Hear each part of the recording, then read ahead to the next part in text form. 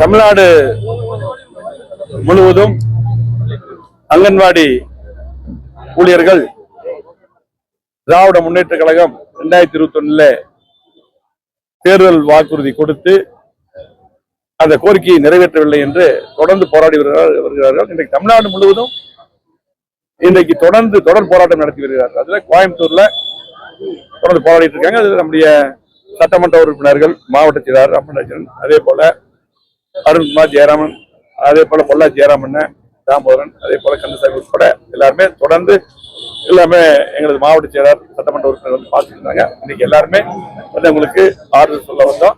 அது மட்டுமல்ல, வருகின்ற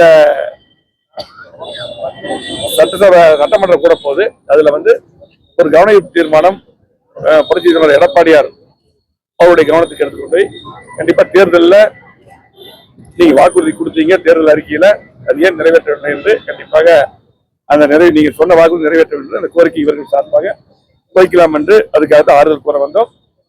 திமுக பொறுத்தளவுக்கு தேர்தலில் சொன்ன வாக்குறுதி அவங்க கேட்கிறாங்க.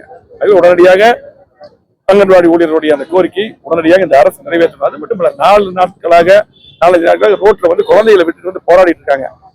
ஒரு பேச்சுவார்த்தைக்கு வந்து உடனடியாக கலெக்டர் இல்லாட்டி சம்பந்தப்பட்ட அமைச்சர் அது அதிகாரி வந்து அவங்களோட பேச்சுவார்த்தை பண்ணணும்.